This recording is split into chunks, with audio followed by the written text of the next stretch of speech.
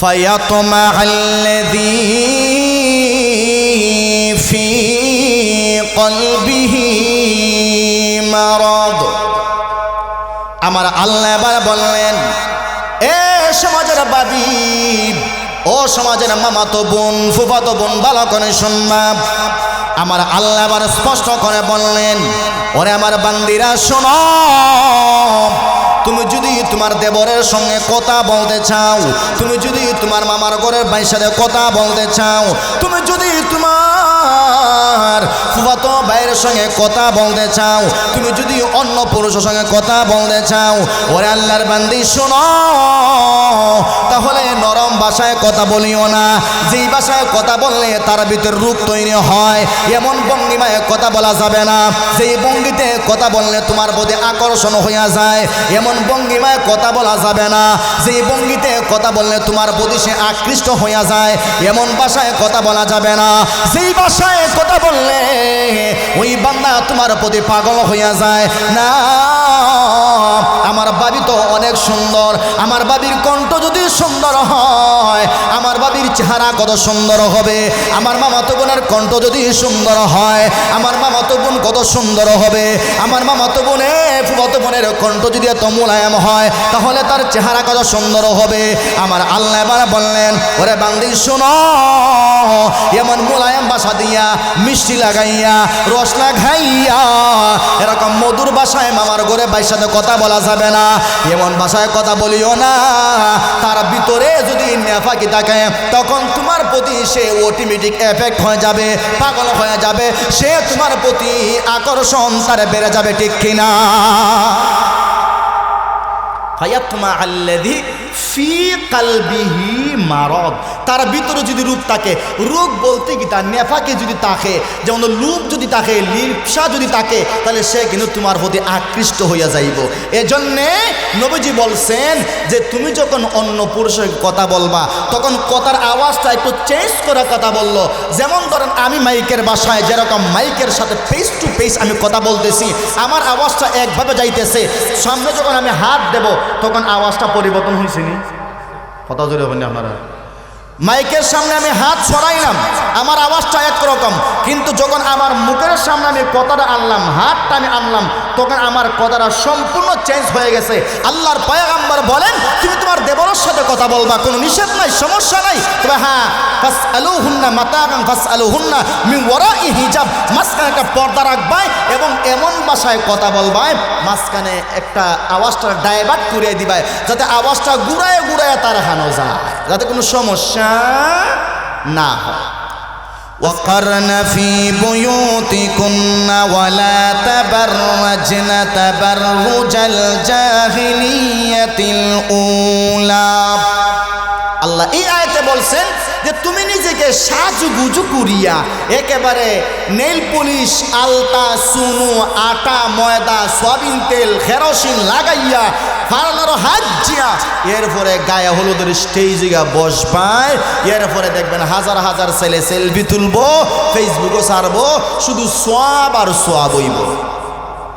নাউজুবিল্লাহ হইতে না, এটা যাইজ দিতে গায়ে হলুদ ই ওয়াজ তো ফর্দার ওয়াজও মানুষ বইতো না জীবনে, হইব রোজ আরম্ভ করি না, দেখবাই নাই কিছু খান দিলিব চৌকি দিয়ে ভানি ফালাই দিব কিছু, কিন্তু এই উপস্থিত সময় খাইন দেয়া চৌকি দিয়ে ভানি ফালাইয়া বিবিরে ব্যাপারটা রাস্তায় ঘুরাইয়া খামাইব না, কিচ্ছু খামাইতো না। ই সীমিত সময়ের কান্না, কোনো ফায়দা আসে না। বলতেছিলাম যে আমি আমার মেয়েকে শালীন পোশাক আমি কিনে দেব, আমি আমার মেয়েকে সুন্দর পোশাক কিনে দেব। ঈদের সময়, বিবাহের সময় আমি আমার মেয়েকে এমন পোশাক পরাইয়া বরযাত্রীর মধ্যে ফাটাইয়া দেই, সুজা একেবারে উলঙ্গ কইলে চলে, আছে না নাই? হ্যাঁ, আমার মেয়ের বয়স হলো 15 বছর, আমার মেয়ের বয়স হলো 12 বছর। এই মেয়েটাকে নিজের বাবা, নিজের মা, নিজের বড় ভাই এত সুন্দর করে সাজাইয়া, একবারে সুগ্রাম মাখাইয়া, একেবারে নেটের মতো পাতলা জামা পরাইয়া, এরপরে দামানদের সাথে সাজাইয়া দেয়। উদ্দেশ্য কি তোমার? উদ্দেশ্য কি? হ্যাঁ, উদ্দেশ্য তো একটা আছে, কথা জোরে হই না। উদ্দেশ্যটা আছেই যে আমার মেয়ের জন্য যেন ফ্রান্সের দামানের নজর পড়ে, আমার মেয়ের দিকে যেন ইংল্যান্ডের দামানের নজর পড়ে, আমার মেয়ের দিকে যেন যেন আমেরিকার দামানের নজর পড়ে, আমার মেয়ের দিকে যেন ইতালির দামানের নজর পড়ে। কথা জোরে বলেন ঠিক না বেটি? ঠিক না হইল হাসা বর্তমান সমাজ হলো এত সুন্দর করে সাজাইয়া দেয়, আমার মেয়ের দিকে যেন একটাবার নজর ভইরা যায়, মানে আমি বড়ি ফালাইছি যদি বড় মাছ লাগিয়া যায়। এটাই হলো আমাদের চিন্তা এবং চেতনা, এটাই আমাদের ভিতরের আসল উদ্দেশ্য। আর না হয় আমার মেয়ে আমার সম্মান, আমার মেয়ে আমার ইজ্জত, আমার মেয়ে আমার মান, সব কিছু আমার মেয়েকে আমি বুরকার সহিত পাঠাইলে পাঠাবো, আর না হয় এরকম ভাবে অর্ধ উলঙ্গ একেবারে অশ্লীলভাবে আমার মেয়েকে আমি পাঠাইতে পারি না। আল্লাহ যেন হেফাজত করে জোরে ওখানে আমিন। যদি এরকম মেয়েরে পাঠান যত গুনাহ হবে বাবা মার কাঁধেও একটা অংশ আল্লাহ দিব। কিয়ামতের মাঠে এর শাস্তি আপনাকে অবশ্যই ভোগ করতে হবে। এবার আসেন, চাচার ঘরের ভাই চাচার ঘরের বোন, ফুফাতো ভাইয়ের সাথে ফুফাতো বোন, মামার ঘরের ভাইয়ের সাথে মামাতো বোন কথা বলবে কেমনে? আওয়াজ। 1 নাম্বার গেল শরীর হেফাজত, 2 নাম্বার পোশাক, 3 নাম্বার হলো কথা বলবেন কেমনে। আল্লাহ রাব্বুল আলামিন সূরাতুল আহজাবের 32 নম্বর আয়াতে আল্লাহ এটাও বলেছেন, ইয়া নিসাআন নাবিয়্যিন লাস্তুন্না কাআহাদিম মিনান নিসা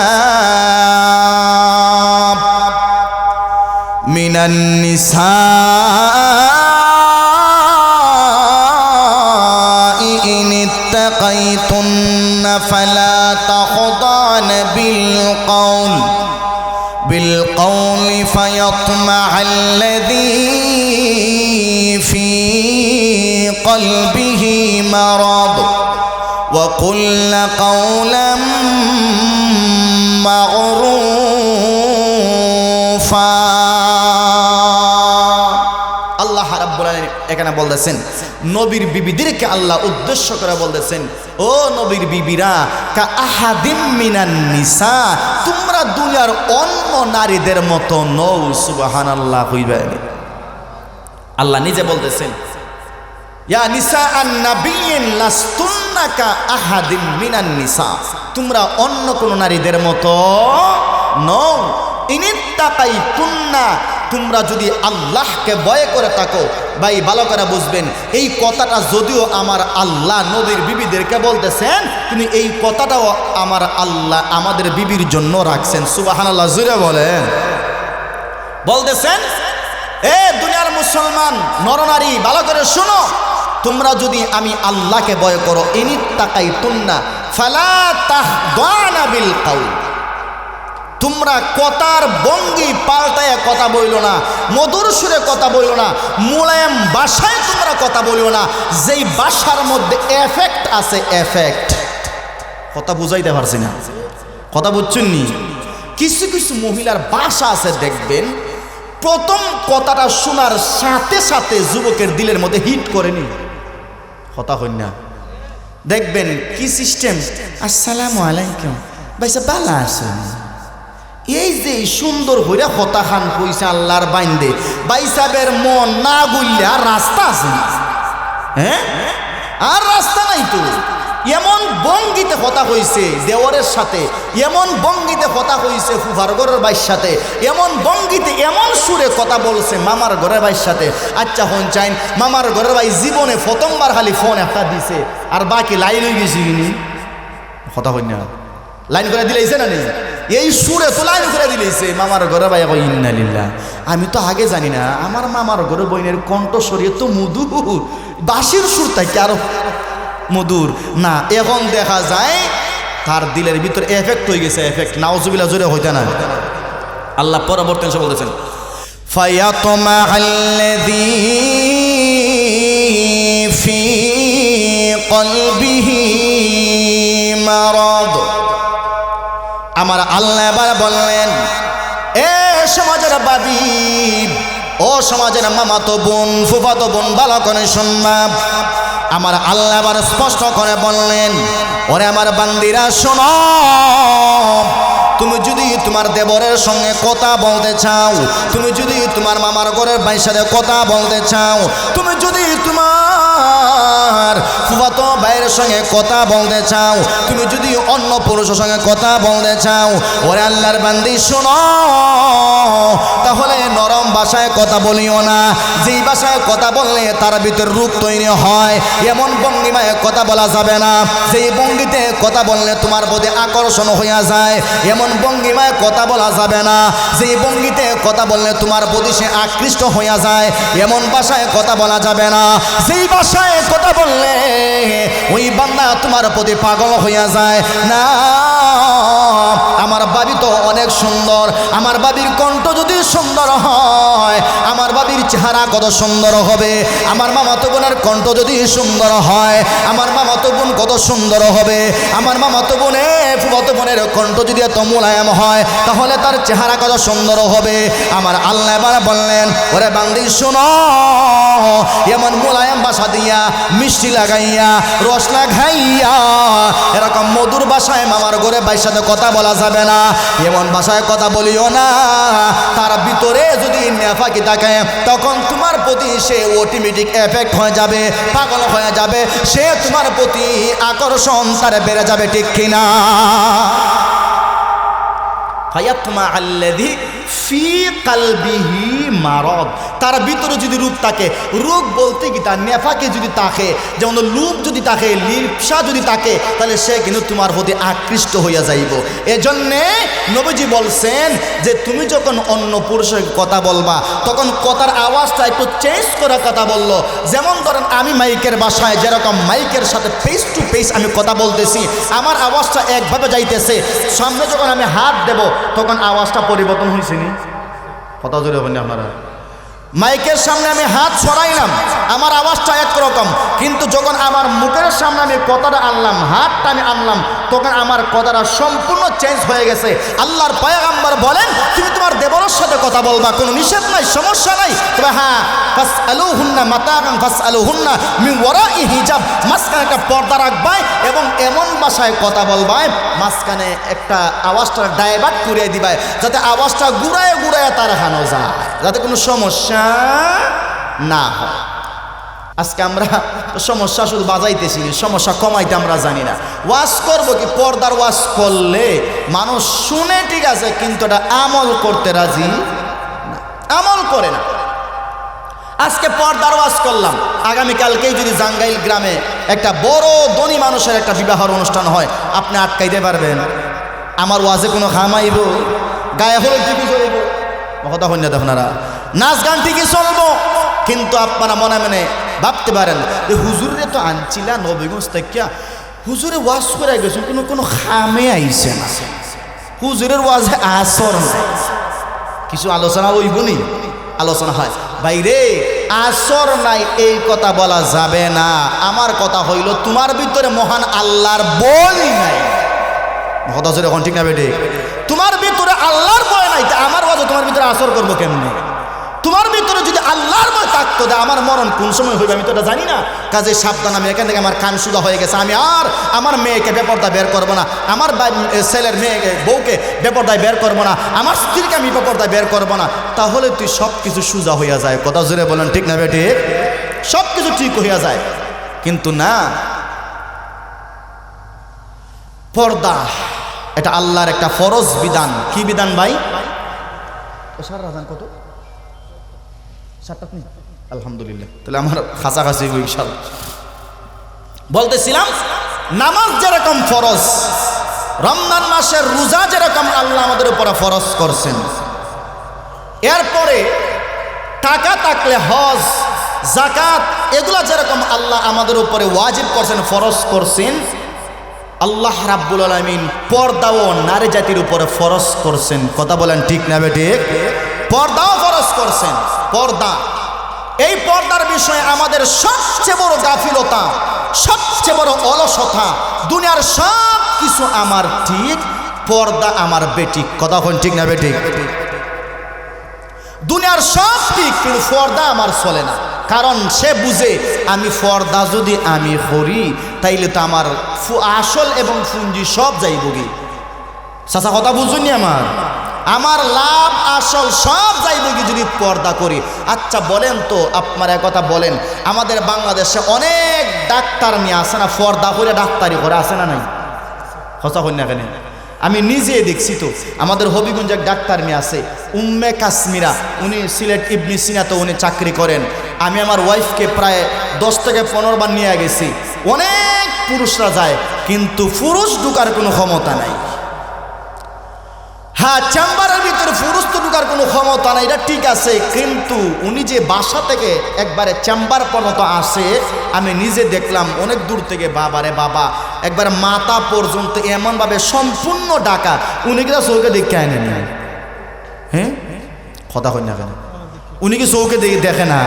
হ্যাঁ, উনি চৌকে তো ঠিকই দেখে, কিন্তু অনেক আছে টিটকারি মস্কারি করব। যে টিটকারি মস্কারি করে, যে এরকম যুক্তি তালাশ করে, বুঝবেন এর ইমানে সমস্যা আছে। কথা যেটা বলেন ঠিক না বেটে? ইমানে কি আছে? সমস্যা আছে। কাজেই না, আল্লাহর কথার উপরে যে ব্যক্তি যুক্তি দিব, যুক্তি তালাশ করে, বুঝবেন এ বেঈমানের খাঁচাখাঁচি গেছে। কারণ আল্লাহর কথার উপরে কোনো যুক্তি চলে না, আল্লাহর কথার উপরে যুক্তি চলে না। হ্যাঁ, আমি একটা কথা বললাম, এই কথাটার আপনি যুক্তি দিয়ে খণ্ডন করতে পারেন, কিন্তু আল্লাহ যেটা বলছেন এটার মধ্যে যখন আপনি যুক্তি দিয়ে একটা ছিদ্র বের করার চেষ্টা করবেন, বোঝা গেল আপনি বেঈমান হইতে আর মাত্র 1 সেকেন্ড আছে। কথা জুড়ে হন না ঠিক না বেটি? 1 সেকেন্ড আছে। এবার আসেন, আল্লাহ রাব্বুল আলামিন বলতেছেন যে কথা কেমনে বলতে হয় এটা ভালো করে বুঝেন। আমরা তো আজকে কথা এমন সিস্টেমে বলি, বাবারে বাবা, কথা বলার ধরনই আলাদা। আবার কষ্ট দেওয়া যাবে না, একজনের সাথে কর্কশ ভাষায় কথা বলা যাবে না, কারণ কর্কশ ভাষায় কথা বললে সে কষ্ট পাবে। সে যাও একটা দরকারে ফোন দিছিল, দ্বিতীয়বার আর ওই দরকারটা আর ফোন দিত না। বাবারে ইগুর মেজাজ এরকম কর্কশ ভাষা। যেমন ধরেন একটা মরণের সংবাদ, অথবা একজন মানুষ হাসপাতালে ভর্তি, আপনার আত্মীয়, মামার ঘরের ভাই আপনার ফোন দিছে, আপনি দৈরি যদি বলেন আর ফোন দিবনি, যাওই ওই লোকটা মরণের কথা হইতো আসিল, তার হাত ব্লক হয়েছে বলি যে আওয়াজ তুমি দিছো না। একেবারে নরম সুরেও কথা বলা যাবে না, মোলায়েম ভাষায় কথা বলা যাবে না। যেই সুরটা শুনলে দেওয়ার হাগল হয়ে যায়, শেষ পর্যন্ত দেখা দেওয়ার তার বউ তৈয়া বাবি লইয়া উদাও। মা আছে না নাই? এটা আপনারা জানুন না, দেশ কি দাও হয়? হ্যাঁ, দেওয়ারে কি দা করে, নিজের বউ তুইয়া বড় ভাই বউ লইয়া উদা হয়ে যায়। সমস্যাটা কোন জায়গা? পর্দা নাই। কি নাই? কথা হয়নি আপনারা? পর্দা নাই। পর্দা যদি থাকতো তাইলে এই দেওর এবং তার বাবির মধ্যে ফেস টু ফেস দেখা হইতো না, আলোচনা হইতো না, একজন আরেকজনের উপরে আকৃষ্ট হইতো না। শেষ পর্যন্ত রাতের 3টার সময় নিজের বিবির আইকা বাবির লইয়া এসে উদাও হইতো না। এজন্য ভালো করে শুনবেন। 4 নাম্বার হলো দৃষ্টির হেফাজত। 4 নাম্বার কির হেফাজত? দৃষ্টির হেফাজত। আমরা আমাদের দৃষ্টিকে হেফাজত করতে হবে। ভাই, একজন পুরুষকে, একজন ছেলেকে জিনা পর্যন্ত নিয়ে যায় একমাত্র তার দৃষ্টির কারণে। কথা জুড়ে বলেন ঠিক না বেটে? তার দৃষ্টির কারণে একজন যুবককে জিনা পর্যন্ত শয়তানে নিয়ে যায়, যদি তার দৃষ্টিকে হেফাজত না করে। কথা বুঝতে পারছেন? দৃষ্টির হেফাজত। লুকমান আলাইহিস সালাম, উনি নবী ছিলেন না, উনি ছিলেন আল্লাহর একজন খাস বান্দা। উনি ছিলেন তো ছাগল রাখাল। সুবহানাল্লাহ হইতাই না আপনারা? সুবহানাল্লাহ মসজিদের সামনে কইলে সওয়াব আসেনি? কথা যদি সওয়াব আসেনি, যদি সওয়াব মনে করেন সুবহানাল্লাহ হইও। লুকমান আলাইহিস সালাম উনি ছিলেন হিকমতওয়ালা। আল্লাহ লুকমানকে বলেছিলেন, এ লুকমান, তুমি নবুয়ত নিবাই না তুমি হিকমত নিবাই? লুকমান বলল, না গো আল্লাহ, আমি নবুয়ত নেব না। আল্লাহ জিজ্ঞেস করলেন, কেন? কয়, নবুয়ত যদি ঐচ্ছিক না রাখতায়, সরাসরি আমার আপনি দিতায়, তাইলে এটার মধ্যে আমি আপনার সাহায্য পাইতাম। যেহেতু আপনি ঐচ্ছিক রাখছেন, কাজেই নিজে চাইয়া আমি নেব না, আমাকে আপনি হিকমত দিয়ে দেন। সুবহানাল্লাহ। এই লুকমান আলাইহিস সালাম ছিলেন ছাগল রাখাল, উনি ছাগল চড়াইতেন। উনি হঠাৎ করে দেখা গেল এইরকম মঞ্চের মধ্যে বইয়া সামনে হাজার হাজার মানুষ উনি ওয়াজ করতেছেন। সুবহানাল্লাহ, জোরে হই না? আচ্ছা, আপনারা গ্রামের যদি ওরা তোর একজন ছাগল রাখাল, যদি ওরা তোর এখানে উঠটা যদি ওয়াজ করে, আপনারা কেটা হইবা? আসমান ভাঙ্গে মাথাত ফরবনি, হ্যাঁ ফরার তো কথা। উনি ওয়াজ করতেছেন, ওনার বন্ধু একবার সামনে আসছে, বন্ধুই বলতেছে আসসালামু আলাইকুম রহমতুল্লাহ। লুকমান বলতেছেন ওয়ালাইকুম আসসালাম। বন্ধু বলতেছে আপনি কি সেই লুকমান যেই লুকমানের সাথে আমি হাওরে ময়দানে আমি ছাগল চড়াইতাম? আপনি কি আমার বন্ধু সেই লুকমান? লুকমান আলাইহিস সালাম বলতেছেন হ্যাঁ আমি তো তোমার বন্ধু সেই লুকমান। লোকটা তো সাথে উপাদাসির বই গেছে। সুবহানাল্লাহ জোরে হন। বন্ধু বলতেছে ও লুকমান এটা কেমনে হইল? আমি তো ছাগল রাখালি রইলাম, তুমি তো হয়ে গেলেন কি বিশ্ববিখ্যাত দাঈলুল্লাহ, বক্তা হয়ে গেছেন। সুবহানাল্লাহ। এটা কেমনে কি? আমি ছাগল রাখাল, আমি গরু রাখাল, আমি উট রাখাল, আমার তো আর আয়োন্নতি নাই, আমার প্রমোশন হইল না, তোমার প্রমোশন কেমনে হইল একটু বলবা? লুকমান আলাইহিস সালাম তখন প্রায় 8টা গুণের কথা বলছিলেন। কয়টা? 8টা গুণের কথা বলছিলেন। এর মধ্যে 2টা গুণের কথা আমি বলবো। লুকমান আলাইহিস সালাম বলেছিলেন ও আমার বন্ধু, কি কি গুণের কারণে আল্লাহ আমার এই সিংহাসনে আনছে জানেননি? 1 নাম্বার হলো আমি কোনো দিন বালেগ হওয়ার পর থেকে নিয়ে আমি আমার দৃষ্টি কোনো বেগানা নারীর দিকে দেই নাই। সুবহানাল্লাহ। আমি দেই নাই। যেই যুবক তার দৃষ্টি, ভালো করে শুনবেন, চিকিৎসা বিজ্ঞানের কথা বলতেছি, যেই যুবক তার দৃষ্টি, যেই উলামায়ে কেরাম তাদের দৃষ্টি, যেই আলেম তার নজর কোনো বেগানা নারীর দিকে দিবে না, আল্লাহ ওই আলেমের, ওই যুবকের, ওই ছেলের, ওই ছাত্রের জেহেন একেবারে পরিষ্কার রাখবেন। সুবহানাল্লাহ। এই জেহেনে কোনো কিছু বদ মেজাজ কোনো কিছু ঢুকবে না, কোনো খারাপই ঢুকবে না। আমরা মাঝে মাঝে দেখবেন জেহেন হ্যাং করেনি, হ্যাং বা কথা বলি না, ব্রেন স্ট্রোক করেনি, ব্রেন স্ট্রোক করে এই মোবাইলে অশ্লীল বেগানা নারীর দিকে সাইন নেয়া। এ রাস্তাঘাটে যদি বেগানা নারী যায় বেপরদায় নজর দিয়েন না, দেখবেন জেহেন পরিষ্কার রাখবে কে? আর বেশি বেশি চাইবায় ওটার মধ্যে বেশি বেশি গজব পড়বে। কথা জোরে হয় না, এখানে এটার মধ্যে সমস্যা আসবে। আপনি যদি চান যে আমি লেখাপড়া করতেছি, আমি আলেম মানুষ, আমি তালেবে ইলম, আমার নজরটাকে আমি হেফাজত করব, তো বেশি বেশি করে বেগানা নারী থেকে নিজেকে দূরে রাখার চেষ্টা করবেন। কারণ একজন নারী যখন রাস্তা দিয়ে যায় তখন বিশ্ব সুন্দরী বানাইয়া দেয়, আবার চাইতাই না তুমি।